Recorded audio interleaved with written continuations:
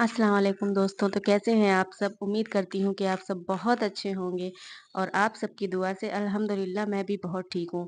तो हाज़िर हूँ फिर से एक बार एक नई स्टोरी के साथ, एक मोटिवेशनल स्टोरी के साथ। तो अगर ये स्टोरी आपको अच्छी लगती है तो आप लाइक, शेयर, सब्सक्राइब करके ही जाइएगा और मेरी बातें दूसरों तक पहुँचाने की कोशिश कीजिएगा, दूसरों को भी शेयर कीजिएगा। तो चलिए कहानी स्टार्ट करते हैं।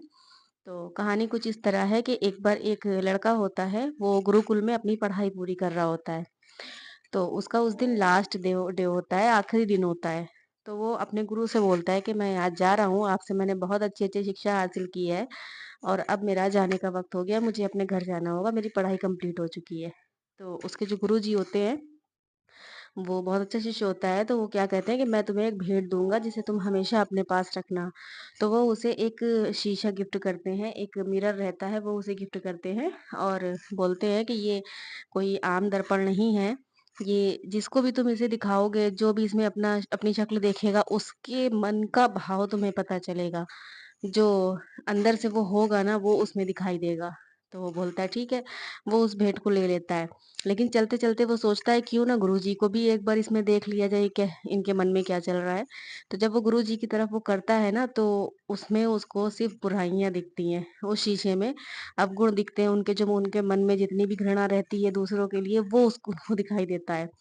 तो वो लड़का कहता है कि ये क्या गुरुजी तो मुझे अच्छी बातें सिखाते हैं बट इनके मन में भी कितनी बुराइयाँ हैं। लेकिन वो क्या करता, वो गुरुजी हैं तो वो कुछ बोल नहीं पाता है, आशीर्वाद लेता है, चुपचाप चला जाता है। फिर वहाँ पे जब वो जाने लगता है तो बस पे बैठा होता है, जब अपने घर जा रहा होता है, तो अचानक उसे एक दोस्त मिलता है वहाँ पे। तो जब दोस्त मिलता है तो वो बोलता है क्यों ना इसकी भी परीक्षा ली जाए, वैसे तो ये बहुत मीठा है मेरे मुँह पर, मेरे मीठा बनने की कोशिश करता है बट इसके मन में क्या है वो देख लें। तो वो उसकी तरफ जब शीशा दिखाता है उससे बोलता है ज़रा शीशे में अपनी शक्ल देख लो, तो वो देखता है तो उसमें भी उसको अवगुण दिखाई देते हैं, कुछ भी अच्छा नहीं रहता है। उसके मन में भी घृणा रहती है, नफ़रत रहती है।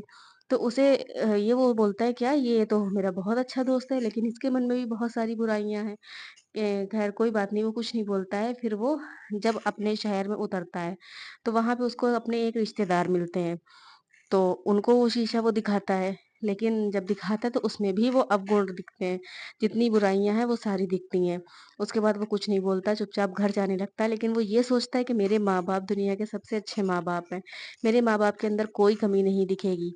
तो जब वो अपने घर जाता है, थोड़ा आराम करता है, फिर अपने माँ-बाप को वो शीशा दिखाता है, तो उसमें भी उनको बुराइयाँ ही दिखती हैं।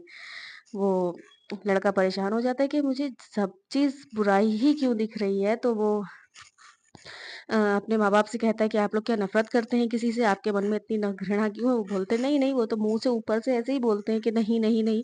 लेकिन वो लड़का परेशान हो जाता है। वो परेशान होकर के वापस से अपने गुरुजी के पास जाता है और बोलता है, "गुरुजी, आपने ये कैसा शीशा मुझे दे रखा है?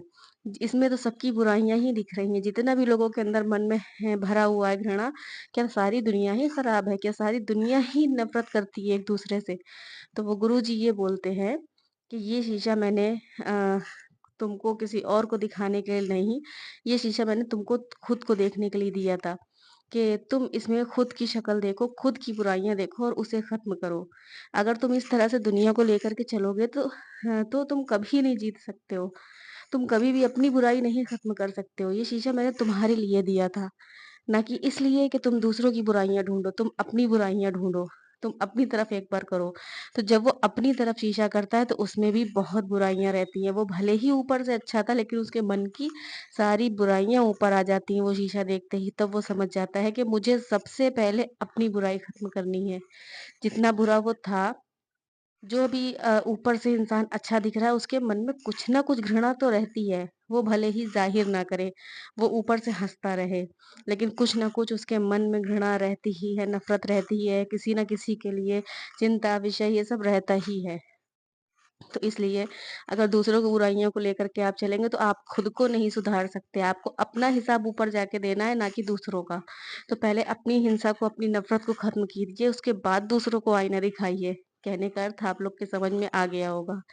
तो उम्मीद करती हूँ कि आप लोगों को कहानी अच्छी लगी होगी, समझ में आई होगी। अच्छी लगी हो तो एक प्यारा-सा कमेंट ज़रूर करके जाइएगा और लाइक, शेयर, सब्सक्राइब भी कर लीजिएगा। चलिए मिलते हैं नेक्स्ट स्टोरी में। तब तक के लिए खुदा हाफ़िज़, अल्लाह हाफ़िज़, अस्सलाम वालेकुम। दुआओं में याद रखिएगा।